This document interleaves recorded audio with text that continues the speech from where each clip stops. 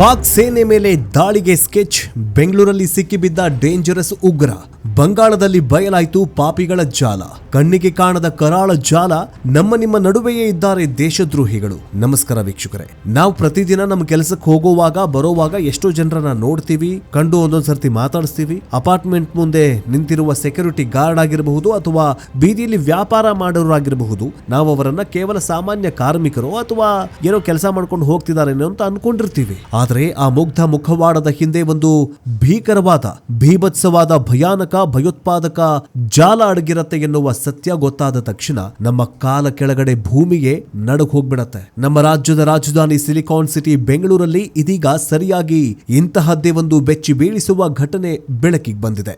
ಬೆಳಗ್ಗೆ ಎಲ್ಲ ನಿಮ್ಮಂತೆ ಸಾಮಾನ್ಯ ಕೆಲಸ ಮಾಡ್ಕೊಂಡಿರ್ತಾ ಇದ್ದ ಯುವಕನೊಬ್ಬ ರಾತ್ರಿಯಾಗ್ತಾ ಇದ್ದಂತೆ ಸೋಷಿಯಲ್ ಮೀಡಿಯಾದ ಮೂಲಕ ಜಾಗತಿಕ ಉಗ್ರರ ಜೊತೆ ಸಂಪರ್ಕ ಬೆಳೆಸ್ತಾ ಇದ್ದ. ಇವನ ಪ್ಲಾನ್ ಎಷ್ಟು ಡೇಂಜರಸ್ ಆಗಿತ್ತಂದ್ರೆ, ಬೆಂಗಳೂರಲ್ಲಿ ಕುಳಿತುಕೊಂಡು ಪಾಕಿಸ್ತಾನದ ಸೇನೆ ಮೇಲೆನೆ ಭಾರಿ ದೊಡ್ಡ ದಾಳಿ ಮಾಡೋದಕ್ಕೆ ಈತ ಸ್ಕೆಚ್ ಹಾಕಿದ್ದ. ಇವನ ಈ ಕರಾಳ ಜಾಲವನ್ನ ಭೇದಿಸಿದ ನಮ್ಮ ಹೆಮ್ಮೆಯ ಪೊಲೀಸರು ಇವನನ್ನ ಅಕ್ಷರಶಃ ಕಂಬಿ ಹಿಂದೆ ತಳ್ಳಿದ್ದಾರೆ. ಬೆಂಗಳೂರಿಗೂ ಪಾಕಿಸ್ತಾನಕ್ಕೂ ಇರುವ ಆ ಭಯಾನಕ ಕನೆಕ್ಷನ್ ನ ಪ್ರತಿಯೊಂದು ಇನ್ಸೈಡ್ ಸೀಕ್ರೆಟ್ ನ ಮತ್ತೊಂದು ಬೆಚ್ಚಿ ಬೀಳಿಸುವ ರಿಪೋರ್ಟ್ಗೆ ಎಲ್ರಿಗೂ ಸ್ವಾಗತ. ವೀಕ್ಷಕರೇ, ಗುಪ್ತಚರ ಇಲಾಖೆ ಮತ್ತು ಪೊಲೀಸ್ ವಲಯದಿಂದ ಹೊರಬಿದ್ದಿರುವ ಆ ಬಿಗ್ ಬ್ರೇಕಿಂಗ್ ರಿಪೋರ್ಟ್ ಏನಂದ್ರೆ, ಫೇಸ್ಬುಕ್ ಮತ್ತು ವಾಟ್ಸ್ಆಪ್ ನಂತಹ ಸಾಮಾನ್ಯ ಆಪ್ ಗಳನ್ನ ಬಳಸಿಕೊಂಡು ಯುವಕನೊಬ್ಬ ಉಗ್ರನಾಗಿ ಪರಿವರ್ತನೆಯಾಗ್ತಾ ಇದ್ದ ಅಥವಾ ಪರಿವರ್ತಿಸುತ್ತಾ ಇದ್ದ ಐಎಸ್ಐ ನ ಕರಾಳ ಜಾಲ ಮತ್ತು ನಮ್ಮ ರಾಜ್ಯದ ಮೂಲೆ ಮೂಲೆಗೂ ಹರಡಿರುವ ಒಂದು ರಕ್ತ ಬೀಜಾಸುರನ ಕಥೆಯ ವಾಸ್ತವ ಈಗ ಜಗಜ್ಜಾಹೀರಾಗಿದೆ. ಅಷ್ಟಕ್ಕೂ ಪಶ್ಚಿಮ ಬಂಗಾಳ ಮೂಲದ ಈ ಯುವಕನಿಗೆ ಪಾಕಿಸ್ತಾನದ ಸೇನೆಯ ಮೇಲೆ ಇಷ್ಟೊಂದು ಕೋಪ ಬರೋದಕ್ಕೆ ಅಸಲಿ ಕಾರಣ ಏನು?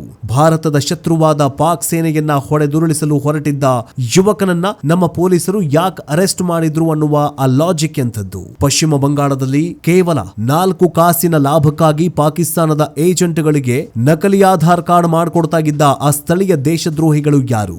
ಮತ್ತು ಎಲ್ಲದಕ್ಕಿಂತ ಮುಖ್ಯವಾಗಿ ಆಗಸ್ಟ್ 15ರ ಸ್ವಾತಂತ್ರ್ಯ ದಿನದಂದೇ ದೇಶದಲ್ಲಿ ಭಾರಿ ಅನಾಹುತ ಸೃಷ್ಟಿ ಮಾಡಲು ಐಎಸ್ಐ ರೂಪಿಸಿದ್ದ ಬ್ಲೂ ಪ್ರಿಂಟ್ ಅನ್ನ ನಮ್ಮ ಏಜೆನ್ಸಿಗಳು ಭಸ್ಮ ಮಾಡಿದ ಹೇಗೆ? ಬನ್ನಿ ಇವತ್ತಿನ ಈ ಡೀಟೇಲ್ಡ್ ಡಾಕ್ಯುಮೆಂಟರಿ ವಿಡಿಯೋದಲ್ಲಿ ಬೆಂಗಳೂರಿನ ಉಗ್ರನ ಬೇಟೆ, ಸೋಷಿಯಲ್ ಮೀಡಿಯಾದ ಕರಾಳ ಮುಖ ಮತ್ತು ಬಂಗಾಳದ ಆಪರೇಷನ್ ನ ಪ್ರತಿಯೊಂದು ಇನ್ಸೈಡ್ ಸೀಕ್ರೆಟ್ ಅನ್ನ ಎಳೆಯಾಗಿ ಬಿಚ್ಚಿಡೋಣ. ಈ ಮಾಹಿತಿಯನ್ನ ಪ್ರತಿಯೊಬ್ಬ ಜವಾಬ್ದಾರಿಯುತ ಭಾರತೀಯನು ತಿಳಿದುಕೊಳ್ಳಬೇಕು, ಪ್ರತಿಯೊಬ್ಬ ಕನ್ನಡಿಗನು ತಿಳಿದುಕೊಳ್ಳಬೇಕು.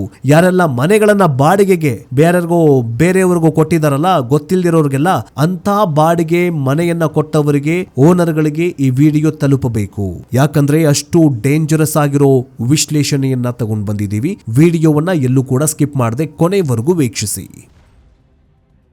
ಜಿಗಣಿಯಲ್ಲಿ ಸೆಕ್ಯೂರಿಟಿ ಗಾರ್ಡ್, ರಾತ್ರಿಯಾದ್ರೆ ಗ್ಲೋಬಲ್ ಟೆರರಿಸ್ಟ್. ವೀಕ್ಷಕರೇ, ಇಡೀ ಕಥೆಯ ನಾಯಕ ಅಥವಾ ವಿಲನ್ ಯಾರು ಅಂತಂದ್ರೆ ಆತನ ಹೆಸರು ಅಫ್ತುಲ್ಲಾ ಮಲಿಕ್. ಕೇವಲ 25 ವರ್ಷದ ಯುವಕ, ಮೂಲತಃ ಪಶ್ಚಿಮ ಬಂಗಾಳದ ನಾರ್ತ್ 24 ಪರಗಣ ಜಿಲ್ಲೆಯವನು. ಹೊಟ್ಟೆಪಾಡಿಗಾಗಿ ಬೆಂಗಳೂರಿಗೆ ಬಂದು ಜಿಗಣಿ ಇಂಡಸ್ಟ್ರಿ ಏರಿಯಾದಲ್ಲಿ ಒಂದು ಕಂಪನಿಗೆ ಸೆಕ್ಯೂರಿಟಿ ಗಾರ್ಡ್ ಆಗಿ ಕೆಲಸ ಮಾಡ್ಕೊಂಡಿದ್ದ. ಬೆಳಗ್ಗೆ ಎಲ್ಲ ಗೇಟ್ ಕಾಯ್ತಾ ಇದ್ದ ಈತ ರಾತ್ರಿಯಾಗ್ತಾ ಇದ್ದಂತೆ ತನ್ನ ಮೊಬೈಲ್ ನಲ್ಲಿ ಬೇರೆಯದೇ ಪ್ರಪಂಚವನ್ನ ತೆರೀತಾ ಇದ್ದ. ಸೋಷಿಯಲ್ ಮೀಡಿಯಾದಲ್ಲಿ ತಾಲಿಬಾನ್ ಮತ್ತು ಶರಿಯಾ ಕಾನೂನುಗಳ ವಿಡಿಯೋಗಳನ್ನ ನೋಡಿ ಈತನ ತಲೆ ಸಂಪೂರ್ಣವಾಗಿ ಕೆಟ್ಟ ಹೋಗಿತ್ತು. ಅಫ್ಘಾನಿಸ್ತಾನದಲ್ಲಿರುವ ಟಿಟಿಪಿ ಅಂದ್ರೆ ತೆಹರೀಕೆ ತಾಲಿಬಾನ್ ಪಾಕಿಸ್ತಾನ ಎನ್ನುವ ಉಗ್ರ ಸಂಘಟನೆಯ ಸಿದ್ಧಾಂತಗಳಿಗೆ ಈತ ಮರುಳಾಗಿದ್ದ. ಆನ್ಲೈನ್ ಮೂಲಕವೇ ಅಫ್ಘಾನಿಸ್ತಾನದ ಇಮ್ರಾನ್ ಅಹಿಂದರ್ ಎನ್ನುವಂತಹ ಉಗ್ರನ ಜೊತೆ ಈತ ಸಂಪರ್ಕ ಬೆಳೆಸಿದ್ದ. ಈತನ ಪ್ರತಿಯೊಂದು ಹೆಜ್ಜೆಯನ್ನು ಕಳೆದ 1 ತಿಂಗಳುಗಳಿಂದ ನಮ್ಮ ಪೊಲೀಸರು ಅತ್ಯಂತ ರಹಸ್ಯವಾಗಿ ಗಮನಿಸ್ತಾಗಿದ್ರು. ಪೊಲೀಸರು ಈತನನ್ನ ಹಿಡಿದು ವಿಚಾರಣೆಗೆ ಒಳಪಡಿಸಿದಾಗ ಆತ ಬಾಯಿ ಬಿಟ್ಟ ಸತ್ಯ ಕೇಳಿದ್ರೆ ಯಾರಿಗಾದ್ರೂ ಒಂದು ಕ್ಷಣ ಶಾಕ್ ಆಗತ್ತೆ ವೀಕ್ಷಕರೇ. ಈತನಿಗೆ ಪಾಕಿಸ್ತಾನದ ಸೇನೆಯ ಮೇಲೆ ಸಿಕ್ಕಾಪಟ್ಟೆ ಕೋಪ ಇತ್ತು. ಪಾಕ್ ಸೇನೆಯು ಇಸ್ಲಾಂ ಧರ್ಮಕ್ಕೆ ದ್ರೋಹ ಮಾಡ್ತಾ ಇದೆ, ಇಸ್ರೇಲ್ಗೆ ಬೆಂಬಲ ನೀಡ್ತಾ ಇದೆ ಎನ್ನುವ ಕಾರಣಕ್ಕಾಗಿ ಪಾಕ್ ಸೇನೆ ಮೇಲೆ ಭಾರಿ ದಾಳಿ ಮಾಡೋದಕ್ಕೆ ಈತ ಪ್ಲಾನ್ ಮಾಡಿದ್ದ. ಇದಕ್ಕಾಗಿ ಅಫ್ಘಾನಿಸ್ತಾನಕ್ಕೆ ಹೋಗಿ ಟ್ರೈನಿಂಗ್ ಪಡೆಯೋದಕ್ಕೆ ವೀಸಾಗೂ ಕೂಡ ಅರ್ಜಿ ಹಾಕಿದ್ದ. ಆದ್ರೆ ವೀಸಾ ಸಿಗದ ಕಾರಣ ಆನ್ಲೈನ್ ನಲ್ಲೇ ಕುಳಿತು ಸಂಚು ರೂಪಿಸ್ತಾ ಸಾಗಿದ್ದ. ಈತನ ಜೊತೆ ಇದ್ದ ಮತ್ತೊಬ್ಬ ಪಾಪಿ ಈಗ ಎಸ್ಕೇಪ್ ಆಗಿದ್ದು ಆತನಿಗಾಗಿ ಪೊಲೀಸರು ಬಲೆ ಬೀಸಿದ್ದಾರೆ. ಪಾಕ್ ಶತ್ರುವನ್ನ ಪೊಲೀಸರು ಹಿಡಿದಿದ್ಯಾಕೆ? ಲಾಜಿಕ್ ಅರ್ಥ ಮಾಡ್ಕೊಳ್ಳಿ. ಇಲ್ಲಿ ಬಹಳಷ್ಟು ಜನರಿಗೆ ಒಂದು ಸಹಜ ಪ್ರಶ್ನೆ ಮೂಡುತ್ತೆ. ಪಾಕಿಸ್ತಾನ ಅನ್ನೋದು ಭಾರತದ ಅತಿ ದೊಡ್ಡ ಶತ್ರು ರಾಷ್ಟ್ರ. ಪಾಕ್ ಸೇನೆಯ ಮೇಲೆ ದಾಳಿ ಮಾಡೋದಕ್ಕೆ ಹೊರಟಿದ್ದ ಈತನನ್ನ ನಮ್ಮ ಪೊಲೀಸರು ಯಾಕೆ ಹಿಡಿದಿದ್ದಾರೆ? ಹಿಡಿಬೇಕಾಗಿತ್ತ? ಅಫ್ಘಾನಿಸ್ತಾನಕ್ಕೆ ಬಿಟ್ಟು ಬಿಡಬೇಕಾಗಿತ್ತು? ಅವನೇ ಹೋಗಿ ಪಾಕ್ ಸೇನೆಯನ್ನ ಮುಗಿಸ್ತಾಗಿದ್ದ ಅಲ್ವಾ ಅಂತ ನೀವು ಕೇಳಬಹುದು, ನಿಮಗೆ ಪ್ರಶ್ನೆ ಮೂಡಬಹುದು. ಆದ್ರೆ ವೀಕ್ಷಕರೇ, ಭಯೋತ್ಪಾದನೆ ಎನ್ನುವ ವಿಚಾರದಲ್ಲಿ ಈ ರೀತಿಯ ಲಾಜಿಕ್ ಕೆಲಸ ಮಾಡೋದಿಲ್ಲ. ಈ ಮಲಿಕ್ ಎನ್ನೋನು ಪಾಕ್ ಸೇನೆಯನ್ನ ದ್ವೇಷ ಮಾಡ್ತಾ ಇದ್ದದ್ದು ಭಾರತದ ಮೇಲಿನ ಪ್ರೀತಿಯಿಂದಲ್ಲ, ಬದಲಾಗಿ ಧರ್ಮದ ಅಂಧತ್ವದಿಂದ. ಇಂದು ಪಾಕ್ ಸೇನೆಯನ್ನ ಟಾರ್ಗೆಟ್ ಮಾಡಿರುವ ಇವನ ಮೆದುಳು ನಾಳೆ ಅಫ್ಘಾನಿಸ್ತಾನದಲ್ಲಿ ಟ್ರೈನಿಂಗ್ ಪಡೆದು ಮರಳಿ ಬಂದು ಭಾರತದ ಮೇಲೆ ದಾಳಿ ಮಾಡೋದಿಲ್ಲ ಅನ್ನೋದಕ್ಕೆ ಏನು ಗ್ಯಾರಂಟಿ? ಧರ್ಮದ ಆಧಾರದಲ್ಲಿ ಅಥವಾ ಧರ್ಮದ ಹೆಸರಲ್ಲಿ ಪ್ರಾಣ ತೆಗೆಯೋದಕ್ಕೆ ಸಿದ್ಧನಾಗಿರೋನಿಗೆ ಯಾವ ದೇಶವೂ ಕೂಡ ಮುಖ್ಯವಾಗಿರೋದಿಲ್ಲ. ಪಾಕಿಸ್ತಾನದಲ್ಲಿ ತಾವು ಸಾಕಿದ ಉಗ್ರರ ಇಂದು ಪಾಕ್ ಸೇನೆಯ ಪಾಲಿಗೆ ಶತ್ರುಗಳಾಗಿದ್ದಾರೆ. ಇದೇ ರೀತಿ ಈತನನ್ನು ಈಗಲೇ ಮಟ್ಟ ಹಾಕದೆ ಹೋದ್ರೆ ಮುಂದೆ ಇವನು ಭಾರತದ ಆಂತರಿಕ ಭದ್ರತೆಗೆ ಅತಿ ದೊಡ್ಡ ಕಂಟಕವಾಗ್ಬಿಡ್ತಾನೆ. ಹಾಗಾಗಿಯೇ ಬೆಂಗಳೂರು ಪೊಲೀಸರು ಯಾವುದೇ ರಿಸ್ಕ್ ತೆಗೆದುಕೊಳ್ಳದೆ ಈತನನ್ನ ಹೆಡೆಮುರಿ ಕಟ್ಟಿ ಜೈಲಿಗಟ್ಟಿದ್ದಾರೆ. ಸೋಷಿಯಲ್ ಮೀಡಿಯಾ ಎನ್ನುವ ಭೀಕರ ಅಸ್ತ್ರ, ಯುವಕರೇ ಹುಷಾರ್. ವೀಕ್ಷಕರೇ, ಈ ಘಟನೆಯಲ್ಲಿ ನಾವು ಕಲಿಬೇಕಾದ ಅತಿ ದೊಡ್ಡ ಪಾಠ ಅಂತಂದ್ರೆ ಸೋಷಿಯಲ್ ಮೀಡಿಯಾ ಎಷ್ಟು ಡೇಂಜರಸ್ ಆಗಿದೆ ಎನ್ನುವುದು. ನಮ್ಮ ಕೈ ಬೆರಳ ತುದಿಯಲ್ಲಿರುವ ಮೊಬೈಲ್ ಕೇವಲ ಫ್ರೆಂಡ್ಸ್ ಜೊತೆ ಚಾಟ್ ಮಾಡೋದಕ್ಕೂ ಮಾತ್ರ ಬಳಕೆಯಾಗ್ತಾ ಇಲ್ಲ, ಅದು ಉಗ್ರರನ್ನ ನೇಮಕಾತಿ ಮಾಡುವ ಅತಿ ದೊಡ್ಡ ಅಸ್ತ್ರವಾಗಿದೆ. ಕೆಲವು ದಿನಗಳ ಹಿಂದೆ ಜಾರ್ಖಂಡ್ ಮೂಲದ ಯುವತಿಯೊಬ್ಬಳು ಬೆಂಗಳೂರಲ್ಲೇ ಸಿಕ್ಕಿಬಿದ್ದಿದ್ಲು. ಆಕೆ ಏನು ಮಾಡ್ತಾ ಇದ್ಲು ಗೊತ್ತಾ? ವಾಟ್ಸ್ಆಪ್ ಮತ್ತು ಟೆಲಿಗ್ರಾಮ್ ಮೂಲಕ ನೇರವಾಗಿ ಪಾಕಿಸ್ತಾನದ ಸೇನಾ ಮುಖ್ಯಸ್ಥ ಆಸಿಮ್ ಮುನೀರ್ಗೆ ಮೆಸೇಜ್ ಕಳುಹಿಸಿಕೊಡ್ತಾ ಇದ್ಲಂತೆ. ನೀವು ಯುದ್ಧವನ್ನ ಜೋರು ಮಾಡಿ, ನಾವು ಒಳಗಿನಿಂದಲೇ ನಿಮಗೆ ಸಪೋರ್ಟ್ ಮಾಡ್ತೇವೆ, ಇಬ್ರೂ ಸೇರಿ ಭಾರತವನ್ನ ಒಡೆಯೋಣ ಅಂತ ಅವಳು ಮೆಸೇಜ್ ಮಾಡ್ತಾ ಇದ್ಲು. ಗುಪ್ತಚರ ಇಲಾಖೆ ಆಕೆಯ ಮೊಬೈಲ್ ಟ್ರ್ಯಾಕ್ ಮಾಡಿ ಆಕೆಯನ್ನ ಜೈಲಿಗೆ ತಳ್ಳಿತ್ತು. ಅದೇ ರೀತಿ ಉತ್ತರ ಪ್ರದೇಶದ ಶಹರೋಜ್ ಅಹಮದ್ ಅನ್ನೋನು ಕೂಡ ಸಿಕ್ಕಿಬಿದ್ದಿದ್ದಾನೆ. ಫೇಸ್ಬುಕ್ ನಲ್ಲಿ ಬ್ರೇವ್ ಶೂಟರ್ಸ್ ಬೇಕಾಗಿದ್ದಾರೆ ಎನ್ನುವ ಪೋಸ್ಟ್ ಹಾಕಿ ನನಗಿಂತ ಬ್ರೇವ್ ಶೂಟರ್ ಯಾರಿದ್ದಾರೆ ನನ್ನನ್ನ ಕಾಂಟ್ಯಾಕ್ಟ್ ಮಾಡಿ ಅಂತ ಆತ ರಿಪ್ಲೈ ಮಾಡಿದ್ದ. ಅಲ್ಲಿಂದ ಆತ ಪಾಕಿಸ್ತಾನದ ISI ಏಜೆಂಟ್ಗಳ ಸಂಪರ್ಕಕ್ಕೆ ಹೋಗಿದ್ದ. ದೇಶದ ವಿರೋಧಿ ಕೆಲಸಗಳಿಗಾಗಿ ಮುಂಬೈನಲ್ಲಿ 5,000 ರೂಪಾಯಿ ದೇಣಿಗೆಯನ್ನು ಕೂಡ ಕೊಟ್ಟಿದ್ದ.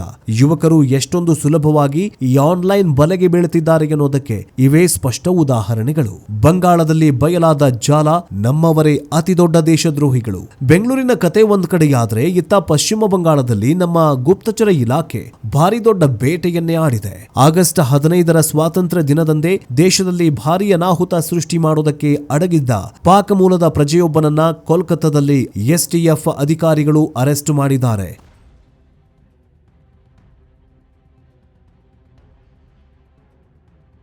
ಬಂಧಿತನ ಹೆಸರು ರಾಣಾ ರೌಫ್ ಅಂತ. ಈತ ಪಾಕಿಸ್ತಾನದ ಫೈಜಾಬಾದ್ನವನು. ಕಳೆದ 12 ವರ್ಷಗಳ ಹಿಂದೆ ನೇಪಾಳದ ಕಳ್ಳದಾರಿಯ ಮೂಲಕ ಭಾರತಕ್ಕೆ ಬಂದು ಕೋಲ್ಕತ್ತಾದಲ್ಲಿ ವಾಸವಾಗಿದ್ದ. ಇವನು ಇಲ್ಲಿ ಕೇವಲ ವಾಸವಾಗಿರಲಿಲ್ಲ, ಬದಲಾಗಿ ಇವನ ಬಳಿ ಭಾರತದ ಒರಿಜಿನಲ್ ಆಧಾರ್ ಕಾರ್ಡ್ ಮತ್ತು ವೋಟರ್ ID ಕೂಡ ಇತ್ತು. ಇವನು ಅಂದ್ರೆ ಈತ ಒಬ್ಬ ಪಾಕಿಸ್ತಾನಿ ಪ್ರಜೆಗೆ ಭಾರತದ ID ಕಾರ್ಡ್ ಹೆಂಗ್ ಸಿಕ್ತು ಅನ್ನೋದೇ ಇಲ್ಲಿ ಅತಿ ದೊಡ್ಡ ಪ್ರಶ್ನೆಯಾಗಿದೆ. ವಿಚಾರಣೆ ಮಾಡಿದಾಗ ಅಸಲಿ ಸತ್ಯ ಬಯಲಾಗಿದೆ. ಕೋಲ್ಕತ್ತಾದಲ್ಲಿ ಫರ್ನಿಚರ್ ವ್ಯಾಪಾರ ಮಾಡ್ತಾ ಇದ್ದ MD ಇಜಾಜ್ ಅನ್ನುವಂತಹ ಸ್ಥಳೀಯ ವ್ಯಕ್ತಿಗೆ ಈ ಪಾಕಿಸ್ತಾನಿ ಆಶ್ರಯ ಕೊಟ್ಟು ಅಥವಾ ಈ ಪಾಕಿಸ್ತಾನಿ ಯುವಕನಿಗೆ ಆಶ್ರಯ ಕೊಟ್ಟು ನಕಲಿ ಆಧಾರ್ ಕಾರ್ಡ್ ID ಕಾರ್ಡ್ಗಳನ್ನ ಮಾಡಿಸ್ಕೊಟ್ಟಿದ್ದ. ನೋಡಿ, ನಮ್ಮ ದೇಶಕ್ಕೆ ಅತಿ ದೊಡ್ಡ ಶತ್ರುಗಳು ಹೊರಗಿನವರಲ್ಲ, ನಿಮ್ಮ ನಡುವೆ ಇರುವಂತಹ ದೇಶದ್ರೋಹಿಗಳೇ ಜಾಸ್ತಿ ಆಗಿದ್ದಾರೆ. ನಮ್ಮ ಧರ್ಮದವನು ಎನ್ನುವ ಒಂದೇ ಕಾರಣಕ್ಕೆ ಅಥವಾ 4 ಕಾಸಿನ ಲಾಭಕ್ಕಾಗಿ ಗಡಿ ದಾಟಿ ಬಂದ ಉಗ್ರರಿಗೆ ಆಶ್ರಯ ಕೊಡುವ ಇಂತಹ ಪಾಪಿಗಳನ್ನ ಮೊದಲು ಜೈಲಿಗೆ ಹಾಕಬೇಕು. ಇವರ ಜೊತೆಗೆ ಸಿಮ್ ಕಾರ್ಡ್ಗಳನ್ನ ಪಾಕಿಸ್ತಾನಕ್ಕೆ ಸ್ಮಗಲ್ ಮಾಡ್ತಾ ಇದ್ದ 3 ಮತ್ತು ISIಗಾಗಿ ಕೆಲಸ ಮಾಡ್ತಾ ಇದ್ದ ಹಲವರನ್ನ ಬಂಗಾಳ ಮತ್ತು ದೆಹಲಿಯಲ್ಲಿ ಪೊಲೀಸರು ಬಂಧಿಸಿದ್ದಾರೆ. ವೀಕ್ಷಕರೇ, ಒಟ್ಟಾರೆಯಾಗಿ ಹೇಳೋದಾದ್ರೆ ಈಗಾಗಲೇ ಪಾಕಿಸ್ತಾನದಲ್ಲಿ ಅರಾಜಕತೆ ಸೃಷ್ಟಿಯಾಗಿದೆ. ಆ ಅರಾಜಕತೆಯನ್ನ ಬೇರೆ ಕಡೆ ಮೈಂಡ್ ಡೈವರ್ಟ್ ಮಾಡೋದಕ್ಕೆ ಈ ಉಗ್ರರನ್ನ ಕಳುಹಿಸಿಕೊಡುವಂತಹ ಚೂ ಬಿಡುವಂತಹ ಪ್ರಕ್ರಿಯೆಗಳು ಕೂಡ ನಡೀತಾ ಇದ್ದಾವೆ. ಭಾರತದ ಒಳಗಡೆ ಕುಳಿತುಕೊಂಡು ಅಕ್ರಮ ವಲಸಿಗರು ನಿಮ್ಮ ನಡುವೆ ಇದ್ದುಕೊಂಡು ನಮಗೇನೆ ಬೆಂಕಿ ಹಚ್ಚಿದಾರಲ್ಲ, ಇದನ್ನ ತಡೆದುಕೊಂಡು ಎಷ್ಟು ದಿನ ಅಂತ ಕೂತ್ಕೊಳ್ಬೇಕು? ಆಗಬೇಕು. ಅತ್ತ ಪಶ್ಚಿಮ ಬಂಗಾಳದಲ್ಲಿ ಸುವೇಂದು ಅಧಿಕಾರಿ ಅಕ್ರಮ ವಲಸಿಗರ ವಿರುದ್ಧ ತೊಡೆತಟ್ಟಿ ನಿಂತಿದ್ದಾರೆ. ಕರ್ನಾಟಕದಲ್ಲಿ ಅಕ್ರಮ ವಲಸಿಗರು ಬಾಂಗ್ಲಾದೇಶಿಗರನ್ನ ಹೊಡೆದು ಹಾಕಲಾಗ್ತಾ ಇದೆ. ಇವರೆಲ್ಲರೂ ಕೂಡ ದೇಶ ಬಿಟ್ಟು ಹೋದ್ರೆ ನಮ್ಮ ದೇಶ ಶಾಂತಿಯುತವಾಗಿರಬೇಕು, ಆಗಲೇಬೇಕು. ಅದಕ್ಕೋಸ್ಕರ ಯುಪಿ ಸಿಎಂ ಯೋಗಿ ಆದಿತ್ಯನಾಥ್ ಅವರು, ಸುವೇಂದು ಅಧಿಕಾರಿ ಅವರು, ಡಿ.ಕೆ. ಶಿವಕುಮಾರ್ ಅವರು ಇವರೆಲ್ಲರೂ ಸೇರ್ಕೊಂಡು ಒಂದು ನಿಯಮ ಮಾಡಿ, ಕಟ್ಟುನಿಟ್ಟಾದಂತಹ ಕೆಲವೊಂದಿಷ್ಟು ಜಾಗೃತಿ ಮೂಡಿಸುವ ನಿಯಮಗಳನ್ನ ಮಾಡಿ ಜನರಿಗೂ ಕೂಡ ಬುದ್ಧಿ ಹೇಳುವಂತಹ ಪ್ರಕ್ರಿಯೆ ಆಗಬೇಕು. ಯಾರು ಕೂಡ ಅಕ್ರಮ ವಲಸಿಗರಿಗೆ ಅಥವಾ ಗೊತ್ತಿಲ್ಲದಿರೋರಿಗೆ ಬಾಡಿಗೆ ಕೊಡಬಾರದು, ಕೆಲಸಕ್ಕೆ ಇಟ್ಟುಕೊಳ್ಬಾರದು. ಇವರು ವಲಸಿಗರು ಅಥವಾ ಅಂದ್ರೆ ಹಿಂದೆ ಮುಂದೆ ನೋಡಿಕೊಂಡು ಅವರು ಯಾರು ಭಾರತದವರೇನಾ ಅನ್ನುವಂತಹದನ್ನ ಎನ್ಕ್ವೈರಿ ಮಾಡಿ ಕೊಡಬೇಕು. ಇಂತಹ ಜಾಗೃತಿ ಮೂಡಿಸುವ ಕೆಲಸಗಳಾಗಬೇಕು. ಯುಪಿ ಸಿಎಂ ಯೋಗಿ ಆದಿತ್ಯನಾಥ್ ಅವರು ತೆಗೆದುಕೊಂಡಿರುವಂತಹ ಕೆಲವೊಂದಿಷ್ಟು ಕಠಿಣ ನಿರ್ಧಾರಗಳನ್ನ ನಮ್ಮ ಕರ್ನಾಟಕ ಸೇರಿ ಇಡೀ ದೇಶದಲ್ಲಿ ಲಾಗುವಾಗಬೇಕು. ಆ ರೂಲ್ಸ್ಗಳು ಜಾರಿಯಾಗಬೇಕು ಅಂತ ನಾವು ಕೂಡ ಆಶಿಸೋಣ. ವೀಕ್ಷಕರೇ, ಒಟ್ಟಾರೆಯಾಗಿ ಹೇಳೋದಾದ್ರೆ ಪಾಕಿಸ್ತಾನವು ನೇರ ಯುದ್ಧದಲ್ಲಿ ಭಾರತವನ್ನ ಗೆಲ್ಲೋದಕ್ಕೆ ಸಾಧ್ಯವಿಲ್ಲ ಅಂತ ತಿಳಿದು ಈಗ ನಮ್ಮ ಯುವಕರ ಮೆದುಳನ್ನೇ ಟಾರ್ಗೆಟ್ ಮಾಡ್ತಾ ಇದೆ. ಸೋಷಿಯಲ್ ಮೀಡಿಯಾ ಮೂಲಕ ಯುವಕರ ತಲೆಕೆಡಿಸಿ ನಮ್ಮ ದೇಶದ ಒಳಗೆ ಸ್ಲೀಪರ್ ಸೆಲ್ಗಳನ್ನ ಹುಟ್ಟು ಹಾಕ್ತಾಗಿದೆ. ಆದ್ರೆ ನಮ್ಮ ಹೆಮ್ಮೆಯ ಗುಪ್ತಚರ ಇಲಾಖೆ ಮತ್ತು ಪೊಲೀಸರು ಹಗಲಿರುಳು ನಿದ್ದೆ ಮಾಡದೆ ಈ ಕರಾಳ ಜಾಲವನ್ನ ಭೇದಿಸ್ತಾಗಿದ್ದಾರೆ. ದೇಶದ ಭದ್ರತೆ ಎನ್ನುವುದು ಕೇವಲ ಪೊಲೀಸರ ಜವಾಬ್ದಾರಿಯಲ್ಲ, ಅದು ಪ್ರತಿಯೊಬ್ಬ ನಾಗರಿಕನ ಕರ್ತವ್ಯ.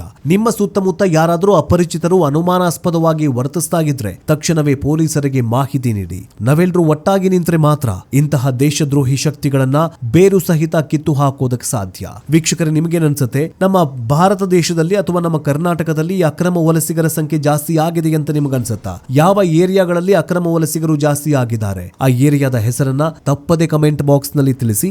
ಜೊತೆಗೆ ಈ ಅಕ್ರಮ ವಲಸಿಗರಿಗೆ ಅಥವಾ ಗೊತ್ತಿಲ್ಲದಿರೋರಿಗೆ, ಬಾಡಿಗೆ ಕೊಟ್ಟವರಿಗೆ, ಕೆಲಸಕ್ಕೆ ಇಟ್ಕೊಂಡವರಿಗೆ ಈ ವಿಡಿಯೋವನ್ನ ತಪ್ಪದೆ ಶೇರ್ ಮಾಡಿ. ಬೆಂಗಳೂರಿನ ಈ ಉಗ್ರನ ಬಂಧನ ಮತ್ತು ಪಾಕ್ ಜಾಲದ ಬಗ್ಗೆ ನಿಮ್ಮ ಅನಿಸಿಕೆ, ಅಭಿಪ್ರಾಯಗಳನ್ನ ತಿಳಿಸಿ. ಈ ರಿಪೋರ್ಟ್ ಪ್ರತಿಯೊಬ್ಬ ಭಾರತೀಯನಿಗೂ, ಪ್ರತಿಯೊಬ್ಬ ಕನ್ನಡಿಗನಿಗೂ ತಲುಪುವಂತೆ ವಿಡಿಯೋವನ್ನ ಶೇರ್ ಮಾಡಿ. ಜೊತೆಗೆ ನೀವಿನ್ನು ನಮ್ಮ ಯೂಟ್ಯೂಬ್ ಚಾನಲ್ ಅನ್ನ ಸಬ್ಸ್ಕ್ರೈಬ್ ಮಾಡ್ಕೊಂಡಿಲ್ಲ ಅಂತಂದ್ರೆ ಈ ಕೂಡಲೇ ಸಬ್ಸ್ಕ್ರೈಬ್ ಮಾಡ್ಕೊಳ್ಳಿ. ಯಾಕಂದ್ರೆ ನಾವು ಹಾಕೋ ವಿಡಿಯೋ ಫಸ್ಟ್ ನಿಮಗೆ ತಲುಪುತ್ತೆ. ನೆಕ್ಸ್ಟ್ ಅಪ್ಡೇಟ್ ನೊಂದಿಗೆ ಬೇಗ ವಾಪಸ್ ಬರ್ತೀವಿ. ಜೈ ಹಿಂದ್, ಜೈ ಕರ್ನಾಟಕ, ವಂದೇ ಮಾತರಂ.